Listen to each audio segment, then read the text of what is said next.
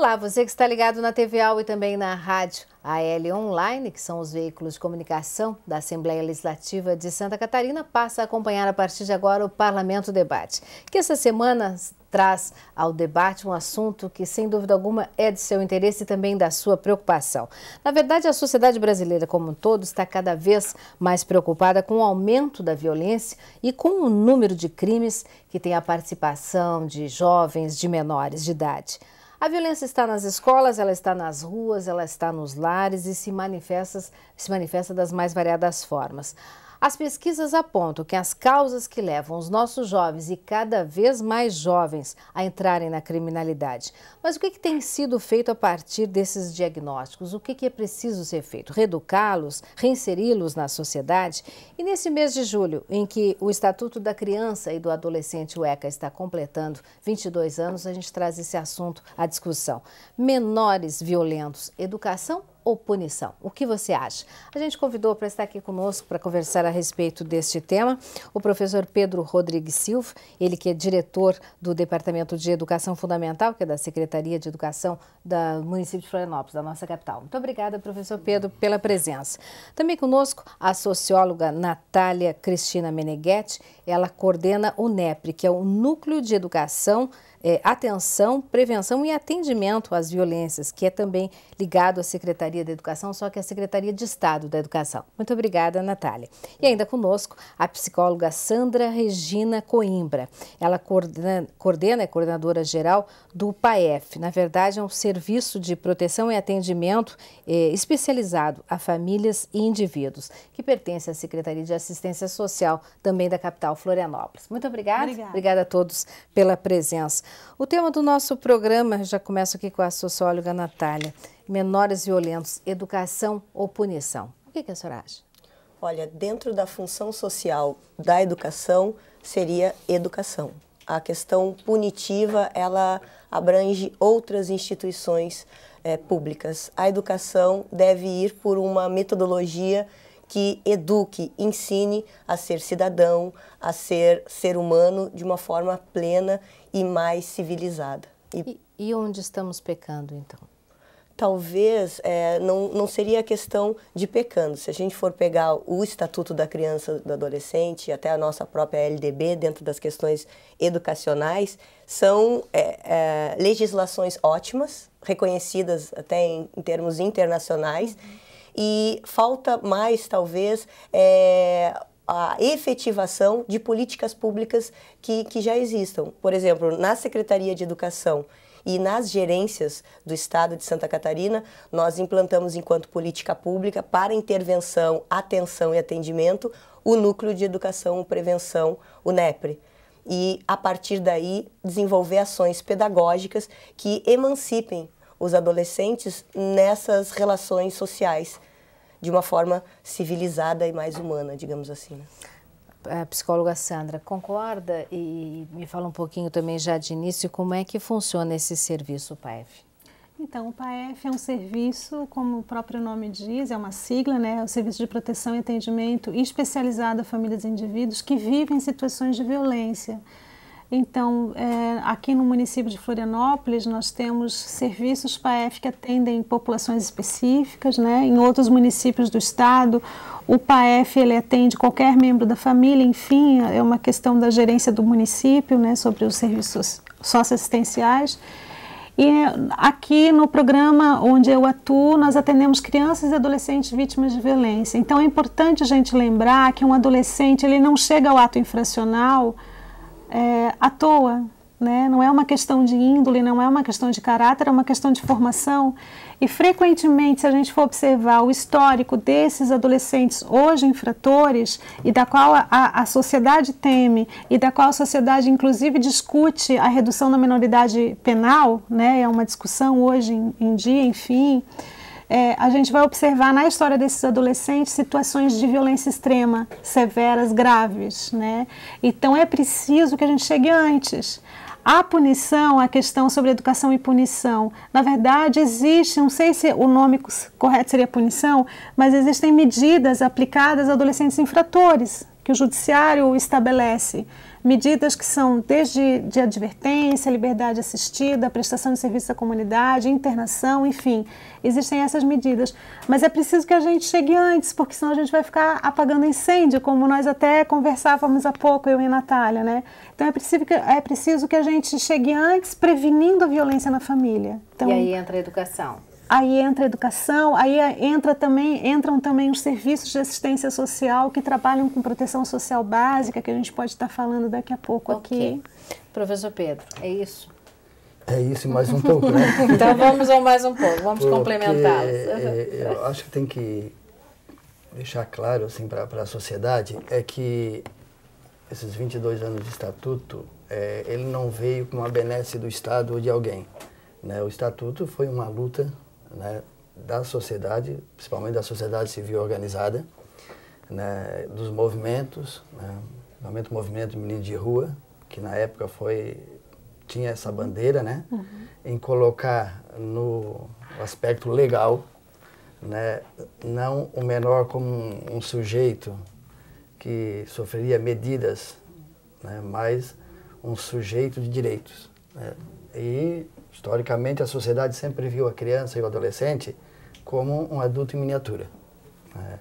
Ele serviu nesses 500 anos de Brasil para mão de obra ou para fazer aquilo que os adultos achavam melhor para ele.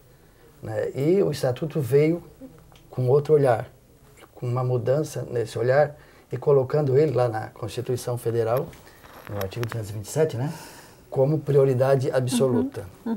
E em 22 anos de Estatuto, a criança ainda não está sendo prioridade absoluta nos orçamentos. Então, a partir que ele passe a ser prioridade absoluta, eu acho que caminharia diferente essa situação. A Natália já disse que a nossa legislação é de fazer inveja a qualquer país do primeiro mundo, só que nos 22 anos, como ele não foi prioridade, nós ficamos sempre... Hoje, eu que trabalho com as escolas, e nesse momento como um ente público, né, estou numa Secretaria de Educação, mas já militei nos movimentos populares. E a gente percebe a morosidade do poder público nas questões relativas à criança e adolescente. Nós sempre estamos atrasados. Né? E o olhar hoje que a própria escola, os professores, gestores, têm do Estatuto e do Conselho Tutelar, é que é função deles dar conta daquilo que falta. O Conselho Tutelar acaba sendo para amedrontar e não para garantir o direito. Então, a questão de violência na escola, a questão de indisciplina, a questão de abandono da educação por parte dos pais, acabam jogando para o Conselho, como se o Conselho fosse responsável por buscar a solução. Isso. E o Conselho, na verdade, ele está lá para garantir o direito, ele é o vigilante, ele é o olhar da sociedade para ver, está sendo feito, estão sendo atendidos, e requisitar serviços para aqueles que não têm. Agora, nesses 22 anos do Estatuto da Criança e do Adolescente, e a cada ano que passa, com a violência e a criminalidade crescente no nosso país, por causas das mais diversas, vem a discussão, né? Até que ponto o ECA só garantiu direitos e poucos deveres e quase nenhuma punição ao menor infrator. Eu gostaria que vocês conversassem um pouquinho sobre isso. Se remetendo novamente à pergunta inicial, a questão dos direitos, elas está bem clara, né? Agora, o que a gente está começando a trabalhar em escolas, e até vem do conselheiro tutelar Luiz, que representa todos os conselhos tutelares aqui no município de Florianópolis, que foi uma proposta muito legal para esse ano, que é a questão de direitos e responsabilidades. A escola, ela não vai estar atuando com os adolescentes, com as crianças, de forma a direitos e deveres ou punições em cima dos deveres não cumpridos, mas sim através daquele cidadão responsável. A questão de se trabalhar as atitudes dos alunos, que é uma função social do século XXI, da instituição educacional, é estar trabalhando esse aprender a ser e aprender a conviver, que no caso seria eu poder saber que, apesar de eu ter os meus direitos, eu também tenho as minhas responsabilidades, que seriam transferidas para a questão dos direitos e deveres. E no adolescente e na criança, pedagogicamente, a gente está promovendo atividades lúdicas ou pedagógicas mais com nível de abstração maior, para que eles compreendam o que é a responsabilidade, como isso deve se reverter nas suas atitudes. Para ver responsabilidade, tem que saber fazer uma reflexão. Uma reflexão é uma habilidade a ser desenvolvida nos nossos alunos. Então, há toda, assim, uma forma metodológica e pedagógica para a gente estar trabalhando não só os direitos, que é isso que as escolas, às vezes, ficam incomodadas, né? Como se os adolescentes e as crianças só tivessem direitos. Não, esses direitos vêm juntamente com as responsabilidades, mas essas responsabilidades precisam ser ensaiadas, ensinadas e trabalhadas de forma bem qualitativa na instituição. No caso, quando o menor se envolve no crime ou é utilizado para o crime, é bem quando se debate essa questão da punição, né, ao menor infrator, e que vem sempre ao destaque, vamos colocar aí bem entre aspas, as benesses da lei ou do próprio estatuto, que é outra legislação. Na verdade, se a gente for ler cuidadosamente o Estatuto da Criança e Adolescente, que todo cidadão deveria fazer, né, isso, a gente vai observar assim, que os direitos que o Estatuto estabelece para a criança e adolescente são os mesmos direitos do ser humano no geral, em qualquer idade. É direito à saúde, é direito à vida, é direito à convivência familiar e comunitária, é direito, enfim, os direitos que são, e aliás, usa essa expressão, inalienáveis do ser humano. Isso é uma das primeiras expressões que abre o Estatuto da Criança e do Adolescente. E se a gente for perceber a segunda parte do Estatuto, lá estão todas as medidas socioeducativas que são aplicáveis a adolescentes na medida da gravidade do ato infracional cometido, como qualquer adulto. A diferença é a questão da reclusão, enfim, existem diferenças sim, porque a gente tem que compreender que o adolescente é um ser em desenvolvimento, e é isso que prevê, isso que estabelece o Estatuto, e isso é fato, né? Então, não é possível que a gente diga, quem diz que o Estatuto só trouxe direitos e não trouxe deveres, creio que não leu a segunda parte, faltava ler. Mas o que se vê no país, e aí eu me coloco no lugar de toda a sociedade, é essa apreensão por esse número cada vez maior de jovens, né, e menores na criminalidade, e a sociedade não conseguindo reverter isso. Entendeu? Que talvez o caminho não seja através da punição, por isso que nós estamos aqui. Eu acho que é uma discutir. luta histórica, né? 500 anos sem fazer nada, e de repente, quando 22 anos, 20 anos com abertura e política. Então nós temos uma dívida muito grande com as crianças e adolescentes. Eu me lembro de um juiz de infância aqui, lá nos idos de 79, 80, ele disse: Pedro, a minha angústia chega um caso para mim, quando eu consigo dar um parecer sobre isso, ele já está adulto, né? Então, hoje essa coisa avançou um pouco mais, né? Não estamos tão atrasados, mas é uma dívida grande. É a mesma questão da educação infantil, né? Fila. Claro, nunca se fez nada para a educação infantil, né? São poucos os municípios que recentemente tiraram da assistência social as creches, né? O atendimento de criança até 5 anos, e passaram para a educação. Florianópolis já está há mais tempo, mas mesmo assim o investimento era todo no ensino fundamental, né? E aí a minha preocupação maior é nesse sentido, né? As estatísticas mostram, né, que a questão da violência está na idade lá do 15 aos 19, no trânsito de 19 a 25, né, e assim vai. Mas a Natália disse, né, a escola precisa fazer experiências, né, fazer valer ali dentro, né? Não é um jogar para o outro, né? Parece uma criança de 15 anos que está lá com uma distorção de idade série, veio de outro município com 15 anos para 4º ano. A minha escola trabalhou tanto para não ter distorção de idade séria, vou mandar para outra. Ou aí vem lá do juiz: Pedro, não dá para botar uma criança que se matriculou no Estado, o Estado não tem nenhum programa nesse momento na escola para atender o aluno nessa idade, vem para o Topas de vocês. O Topas é um programa que nós criamos na rede fazem 3 anos, vou fazer 4 anos, que todos podem aprender sempre, independente da idade, de quando chega na escola. E que a responsabilidade é da escola. Para manter uma turma de 30 alunos, hoje, numa escola, se gasta em média 150 mil por ano. Né? Para fazer um programa, digamos que esses alunos em profissionalidade séria, com dificuldades de família e tal, e de aprendizagem, reprovavam, né, em média 2 vezes, né, 2 ou 3 vezes, né? Então, um programa diferenciado, ele é um investimento maior, é mais dinheiro, mas isso a gente conseguiu na Secretaria de Educação, mostrando ao secretário e ao prefeito, que um investimento agora, naquele momento, o aluno ficando o dia inteiro na escola, trabalhando o protagonismo juvenil, ele sendo encaminhado para o trabalho, um período mais dentro das disciplinas, outro período mais na rua, conhecendo o que tem de mercado de trabalho, fazendo algum trabalho de produção deles mesmos, vendendo, fazendo pequena cooperativa. Com isso, esses alunos a autoestima vai aumentando e ele permanece na escola. Mas cada escola tem que ter esse olhar, né? E não passar a responsabilidade para o outro. Né? E como tu disseste, a sociedade fica preocupada, a sociedade quer uma ação, a sociedade quer uma coisa bem rápida, mas é essa sociedade que cria isso. Eu estava olhando esses dias, um empresário, não vou citar nome, né, eu estava olhando no jornal, a filha casou, é do interior, casou aqui no município, gastou numa noite 150 na festa de casamento.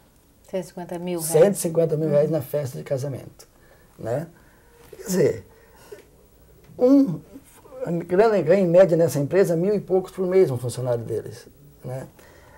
Esse empresário faz uma doação para o FIA lá de 10 mil durante o ano e diz que o governo não está fazendo a parte dele, né? Então, assim, essas diferenças sociais, essa diferença, né? O Padre Vilso citava hoje nesse artigo lá do jornal, né? A diferença do IDH, do Jurerê Internacional e do Frei Damião em Palhoça. Agora, claro, a gente não pode desconsiderar aí, independente das diferenças sociais, que empresários, por exemplo, como esse, pagam impostos e pagam altos impostos. E aí que essa mesma sociedade precisa ter um poder um pouco mais de cobrança de aplicação de recursos certos nas áreas certas. Isso, concordo, não sei se estou correto. Mas o que eu quero dizer é o seguinte, né, que o lucro desse empresário não é pouco. Isso pouco se fala, né? Sim. 150 milhões no ano, e reclamo, tal, 150, mas eu dei o exemplo, mas o que eu quero dizer é que as diferenças sociais, a nossa pirâmide, né, de distribuição de renda, ainda é muito poucos grande. Ganhando muito e muitos ganhando pouco. Isso, né? o que ela dizia, né? Que mesmo existindo todos os programas, que é bem falho, né? A gente sabe que hoje aqui na Grande Florianópolis não tem onde encaminhar um aluno que comete um ato infracional. Nós estamos, né, São Lucas foi desmanchado, um aluno que está envolvido com drogas hoje no município, até que tu consiga atendimento, caminho, é um caminho que muitas vezes as pessoas desistem no caminho. Né? E o poder público tem que fazer a parte dele. Mas a gente tem que cobrar. E a sociedade tem que... Nós temos que chegar a um momento que tem que haver essa partilha de renda. Com todo o esforço do governo federal, com todo o esforço da Bolsa Família, são programas que vêm auxiliar, né?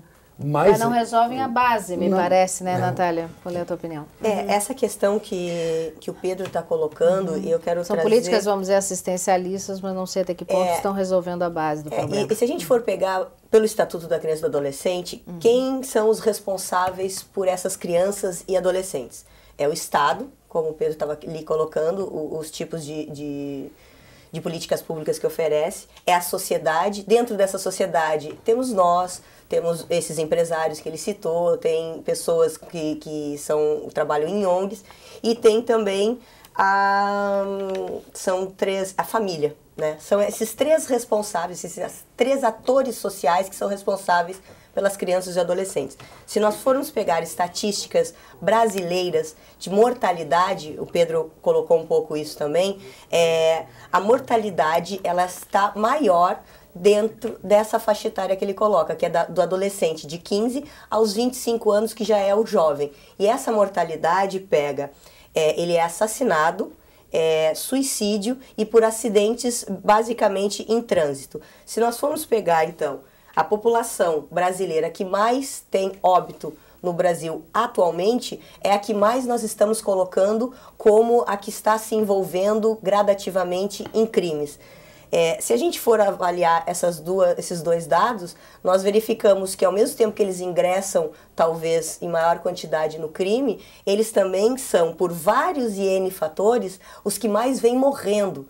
Então, reafirma que nós, enquanto sociedade, Estado, sociedade civil organizada e família, nós, enquanto sociedade, não estamos sabendo realmente trabalhar direito com as nossas futuras gerações.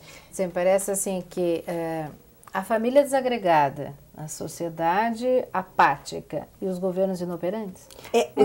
Desculpa, é que eu queria concluir só nessa linha de raciocínio, que assim, esses adolescentes, essas crianças, eles passam, quando eles nascem, vêm à vida, porque a gente chama, né, de processo de socialização.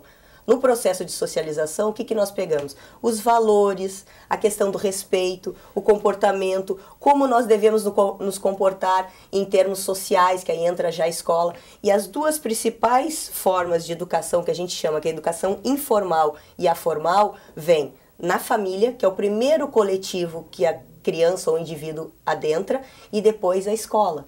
Então, essas duas instituições, para trabalhar a questão, aí eu volto na pergunta inicial. Educação. Essas duas instituições, que é de responsabilidade social, trabalhar a educação e o desenvolvimento pleno de um sujeito, elas têm que começar a repensar os seus comportamentos. Até para que a gente possa não faça o que eu digo, mas não faça o que eu faço. Porque a nossa sociedade, se a gente pegar para ver em uma fotografia, ela é muito violenta. Nós temos violência no trânsito, nós temos violência em torcidas de futebol, nós temos violência no ambiente de trabalho, nós temos violência dentro de intrafamiliar também. Então, essa criança que está chegando ao mundo, ela vai se apropriar das informações que nós estamos passando para ela.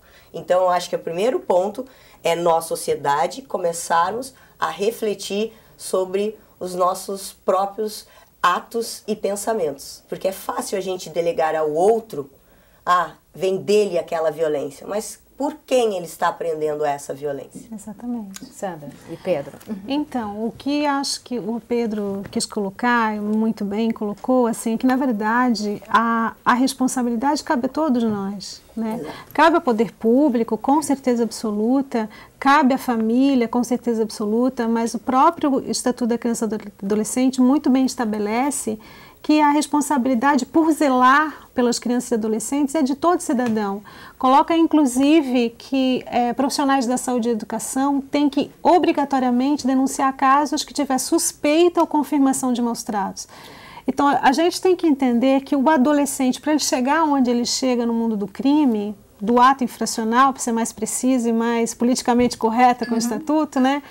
Para ele chegar em fazer, enfim, né, em estar no ato infracional, ele tem uma história de vida pregressa. Como falei no começo, não é uma questão de caráter, é uma questão de formação, de socialização, como bem colocou a Natália.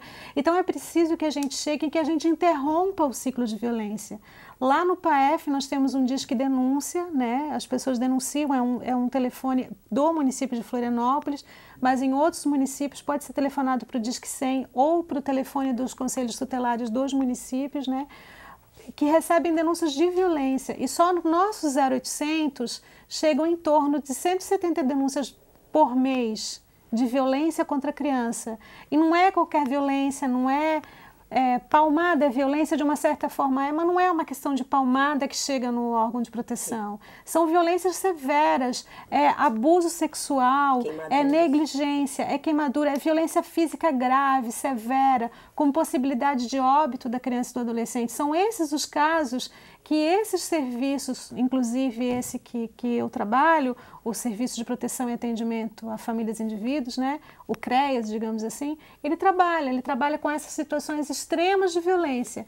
Hoje, o nosso Sistema Único de Assistência Social, talvez seja um nome ainda um pouco desconhecido, todo mundo ouviu falar de SUS, mas de SUAS ninguém ouviu muito ainda, porque é uma coisa mais ou menos recente, mas ele estabelece níveis de atenção de proteção social e tem a proteção social básica. Então, em grande parte dos municípios já aderiram ao SUAS e já tem nas comunidades que passam por situações vulneráveis centros de referência de atendimento em assistência social. Sandra, nós vamos fazer um rápido intervalo. Certo. Daqui a pouquinho, Sandra, Pedro e Natália, a gente volta conversando com esse assunto. Como eu falei, é um assunto importante e interessa a todos, mas todos nós temos que buscar a solução.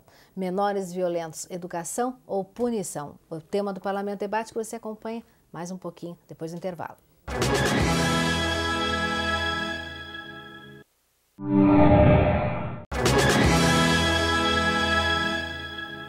Menores violentos, educação ou punição? Esse é o tema do Parlamento Debate desta semana. Aliás, um título de programa que a gente já poderia ter alterado desde o começo do próprio programa, porque hoje o mais correto é você falar em termos de crianças e adolescentes, porque menor já coloca, na verdade, em uma situação de inferioridade, o que não é o caso. A gente precisa, sim, passar outro tipo de informação e solução para esses jovens, né? Crianças e adolescentes. Então, vamos fazer de conta que a gente já até substituiu, né, Natália? A gente está aqui com a socióloga Natália Meneghetti, ela que é coordenadora do NEPRE, que é o Núcleo de Educação, Atenção, Prevenção e Atendimento às Violências na Escola.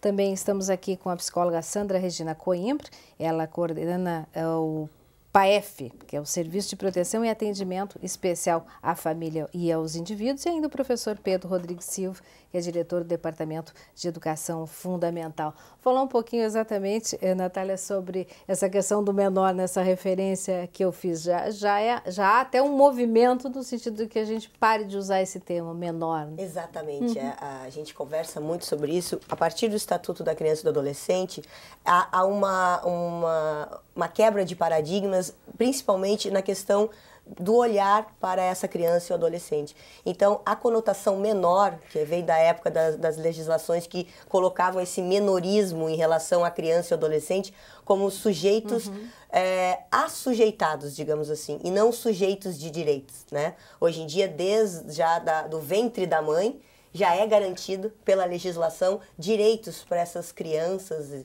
e assim por diante. Então, é importante que a gente esclareça tanto para a população e para os meios de comunicação que esse termo caiu. Caiu e já faz 22 anos que caiu. Agora é criança e adolescentes quando a gente for se remeter a esses cidadãos, né, brasileiros. Vamos falar então das escolas. É bullying, é violência, a violência dos mais variados tipos praticadas nas escolas. Professor Pedro, o que vem sendo feito nesse sentido, para que a gente minimize essa situação? Eu quero só resgatar que a escola hoje, a escola é pública, é uma escola da República. Tem muita gente que fala com saudosismo das boas escolas públicas e que hoje as escolas públicas não são boas, que boas são as escolas particulares. Então, mas a violência está em ambas. Em ambas, né? Por isso, quer dizer, a questão da violência está em ambas. E a questão da aprendizagem também está em ambas, né? Mas o que muito sai, que aparece, é as coisas mais negativas, né? Mas muitas coisas boas estão sendo feitas. E hoje a escola exige um outro educador. Como a escola é para todos, ela é inclusiva, né? Quer dizer, ela inclui todos. Ela inclui aquele que aprende logo, aquele que aprende um pouco devagar, ela inclui os deficientes, ela inclui os com transtornos. A escola é para todos. Né? Então, o olhar do educador tem que ser outro. Né? Se a gente pegar pela legislação, ao Estado que eu digo, Estado, né? Governo, cabe o ensino, né? A educação, a família, a sociedade, aquela história toda. A educação como um todo. O ensino, né? E escola é lugar de aprender. Nem pai bota um filho na escola para ele aprender a dançar, para ele ficar bonzinho. Um pai matricula o filho numa escola para que ele aprenda a ler, escrever, né? E se virar nesse mundo letrado. E é isso que se espera da escola. E então mas hoje a escola não cabe só ensinar. Né? Em função de como a sociedade está desenhada, a escola está fazendo outras ações, né, que vão além do ensinar. Né? Ela precisa também educar, ela precisa situar, ela precisa humanizar essas crianças, que muitas vezes o único espaço de humanização e de respeito que ela tem é naquele espaço da escola. Até para suprir essa necessidade que é muitas vezes pela falta da família presente. Seja da família, seja da comunidade. Então a escola ela é acolhida, ela tem alimentação, ela tem assistência nos programas e tal. Agora, a escola sozinha não faz nada. A escola nunca foi revolucionária. Tem gente que defende a escola como um espaço que vai mudar a sociedade. Não, a escola é puro reflexo da sociedade. Então o bullying é o que acontece na sociedade. A violência, que a Natália tanto falou, é reflexo, tudo reflete dentro daquele espaço da escola. Mas então, hoje a escola está sendo, vamos dizer assim, os educadores praticamente obrigados a criar programas, a desenvolver programas com esse objetivo, né, de reduzir essa violência. Então, o que a escola precisa? A escola precisa estar muito interligada, né, com os outros programas, com as outras políticas daquele bairro, daquela cidade. Então, eu pessoalmente não defendo, por exemplo, que os serviços de saúde tenham que ter dentro da escola, que a psicologia tenha que ter dentro da escola, que a assistência social tenha que estar dentro da escola, né? Eu acho que nós temos que ter os serviços da saúde, nós temos que ter o serviço da assistência, nós temos que ter o serviço, né? Então, hoje tem alguns serviços, por exemplo, nós temos o programa Saúde no Escolar, que é um programa do governo federal, que a prefeitura também tem esse programa. Então, tem ali as pessoas responsáveis que fazem, parece um problema da criança que precisa diagnosticar, acompanhar, é a questão da saúde, vai para o programa da saúde, e a saúde faz a ligação com o Conselho de Saúde, que faz com o posto, que faz com o CAPS, que faz, aí vai. Né? A questão das deficiências, né? Existem programas no Hospital Infantil, que nós temos lá um programa, né, para atender as crianças. Isso em termos de capital. Isso. Eu estou falando a partir do nosso, né? Mas, sim. Então, tem alguns programas, mas o que eu digo, precisa, né, dentro, e aí está aí vindo as eleições novamente, né? Precisa que os governos, né, seja municipal, seja dentro do orçamento, vejam a lei maior, a nossa Constituição, a prioridade absoluta no orçamento, e precisa aumentar o número de profissionais no atendimento psicológico, precisa aumentar o atendimento, né? Existem, o embrião, né, o embrião está dado, agora esse precisa... E até que ponto também essas entidades, tanto em termos de município como o Estado, e até mesmo do governo federal, não estão trabalhando muito isoladamente? Então, isso que o Pedro apresentou está dentro do que o Estatuto prescreve, que é a efetivação de uma rede de atendimento a crianças e adolescentes. Essa rede está presente a área da educação, a área da assistência social, a área da segurança pública, a área da saúde, e essas instituições elas devem trabalhar integradas no que diz respeito ao atendimento às necessidades das crianças e dos adolescentes. Dentro da área da educação, por exemplo, o Estado, dentro da Secretaria de Educação e das gerências de educação, a proposta é a efetivação, dentro da nossa contribuição na rede, da própria rede. Então, por exemplo, todos os casos que não são de âmbito institucional educativo, que não são pedagógicos, indisciplinares, mas sim que são por algum problema de saúde, algum problema sociofamiliar, algum problema de um ato infracional, nós acionamos essa rede. Uma das instituições que são parceiras são o Conselho Tutelar, os CRAS, né, que depois a Sandra vai falar, que é um trabalho muito importante, porque às vezes a escola percebe que o problema cognitivo, até de progresso escolar, não está dentro da escola, mas sim em alguma situação sociofamiliar ou às vezes até de audição, de visibilidade mesmo. E aí, quando a escola detecta isso e vê que não é dela, a gente encaminha para os órgãos e aí entra aquilo que o Pedro colocou. Nós precisamos efetivar esse trabalho em rede. Essa rede existe, é muito boa, foi muito bem pensada, mas infelizmente nós estamos apagando os incêndios, trabalhando com muita demanda e pouca oferta desse serviço. Então, as políticas públicas são boas, mas os recursos humanos para estarem atuando em termos de profissionais estão um pouco deficitários. Exatamente. Né? O que são CRAS, Sandra? Explica para a gente como é que atuam. Então, hoje a assistência social no Brasil, ela funciona em 2 níveis de proteção social, que é a básica e a especial. Na proteção social básica, os equipamentos, né, sociais da proteção social básica são basicamente os CRAS, que são os Centros de Referência de Assistência Social. Então eles devem estar localizados em pontos, em determinados, hoje a gente usa muito a expressão território, né? Então eles estão em determinados territórios frequentemente que têm situações de maior vulnerabilidade social, né? Lá nos CRAS tem assistente social, tem psicólogo, podem ter outros profissionais também e que prestam atenção àquele território, aquele seu território de abrangência. Esses centros são mantidos pelos municípios? São pelos municípios, exatamente. Existir em todos os municípios? Sim, devem ter, praticamente muitos municípios hoje no Brasil têm. Em Florianópolis, desculpa também, vou dar o exemplo de Florianópolis, nós temos 12, nós temos 12 CRAs no município de Florianópolis e o objetivo do CRAS é trabalhar o fortalecimento de vínculos familiares. Então, quando existem situações de vulnerabilidade, por exemplo, desemprego, dependência química de uns membros da família, conflitos familiares, enfim, situações que tornam vulnerável, que estabelecem uma situação de vulnerabilidade para a criança ou para o adolescente, esses casos, essas famílias devem receber o atendimento no CRAS, que tem, então, um trabalho no sentido de fortalecer esses vínculos familiares e prevenir a violência.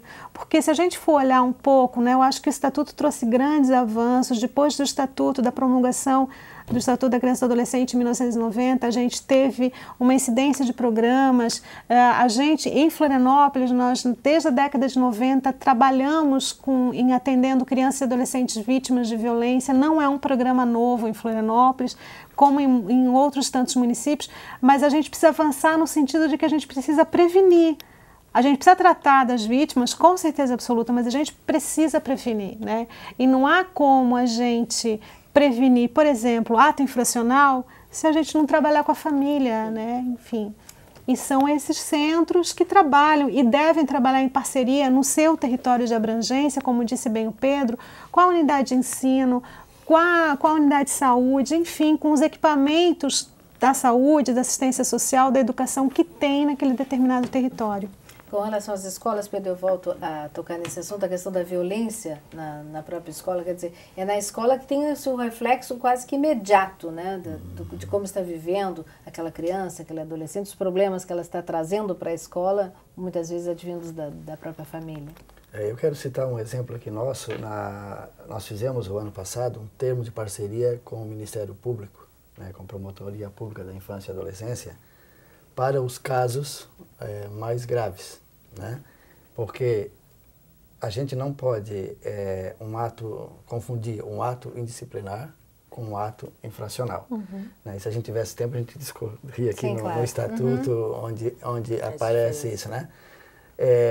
E nas escolas, são poucos os casos de ato infracional. Nós temos muitos casos indisciplinares, mas esses atos mexem com a vida de 800 alunos, digamos, um caso, 2 casos, e como esse olhar... Mas, por outro lado, os casos de violência são inúmeros. Sim, mas não, são violências, depende do olhar, né? Vamos conceituar a violência na escola. Violência é tudo que fere o meu direito, eu acho. Isso é uma violência, né?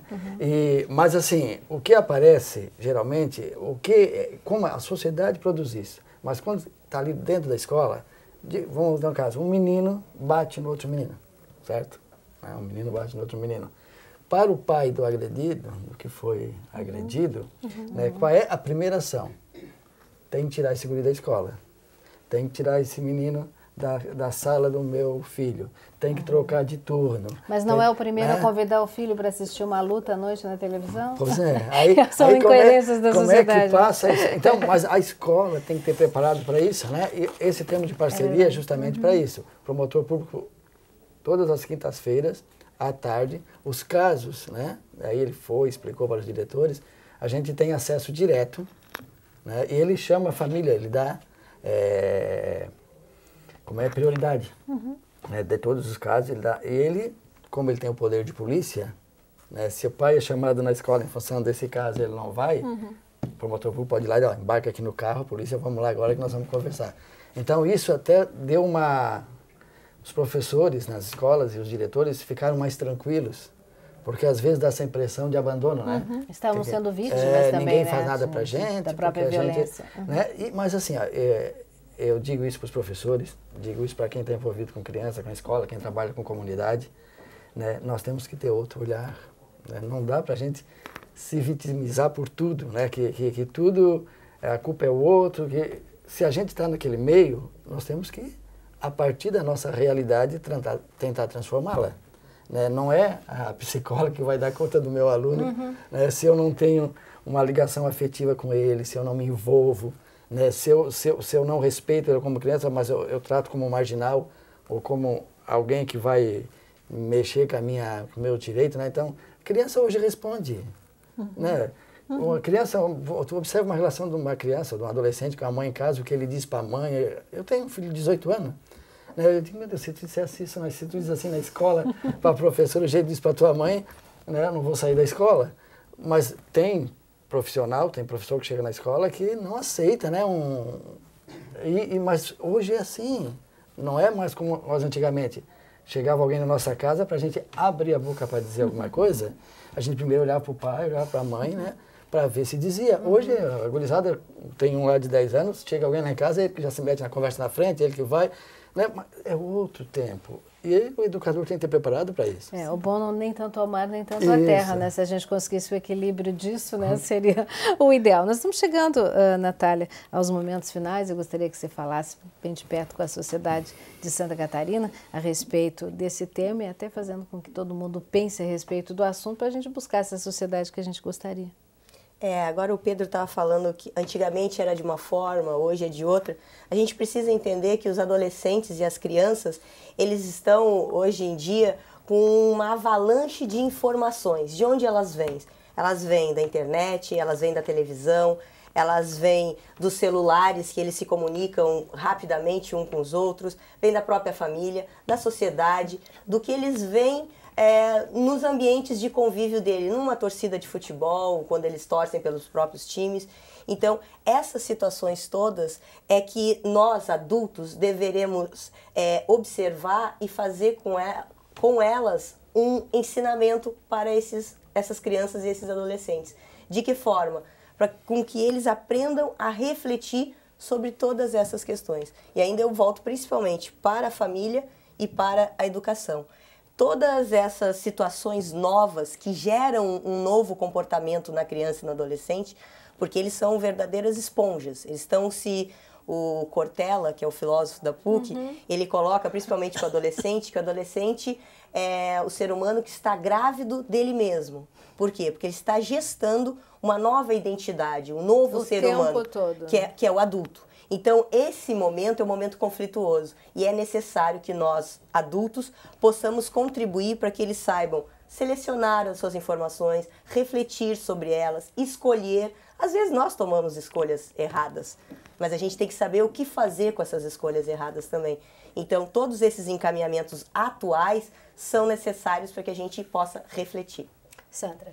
Então, uma mensagem muito rápida, eu vou pedir para que, se a gente fala em adolescência, infrator, enfim, né, a gente tratou bastante aqui sobre a questão da prevenção, então vou pedir para que os ouvintes, quando tiverem notícias, suspeitarem situações de violência, para denunciarem. Então, no município de Florianópolis, o Disque Denúncia é o 0800 643 1407, ou você pode ligar para o Disque 100, ou você pode ligar para o Conselho Tutelar do seu município. A denúncia, ela é anônima, né? Existe o sigilo, né? Então, de forma nenhuma, o seu nome vai ser, enfim, mencionado à família. Então é isso. Eu só queria fazer um convite a todas as famílias que têm criança, que têm adolescente na escola, que participem da escola. Hoje nós temos instrumentos legais, nós temos conselhos de escola que são legalizados, né, tanto no estado quanto no município, onde o pai e a comunidade podem participar da escola. Então, vamos participar, não como uma dádiva, né, de um diretor de escola ou do governo que deixa o pai participar da escola. Né? É um direito do pai estar ali e construir o projeto político daquela escola. Um dever. Então, o pai na escola, né, o pai, a mãe, a família, ou seja, quem é responsável por aquela criança que está ali, juntos nós podemos fazer a mudança na sociedade. E começa nesses pequenos gestos. Então, eu já vou cometer um pequeno gesto, mas já mudando isso. Quer dizer, onde você leu no nosso título menor violento, leia criança e adolescente. Agora, na pergunta seguinte, educação ou punição, pense bem a respeito disso. Quer dizer, a gente fazendo a nossa parte pode evitar essa necessidade de punição e cada vez mais leis punitivas. Acho que pela educação a gente pode ter, sim, uma sociedade bem melhor. Muito obrigada pela audiência. Até o próximo Parlamento Debate.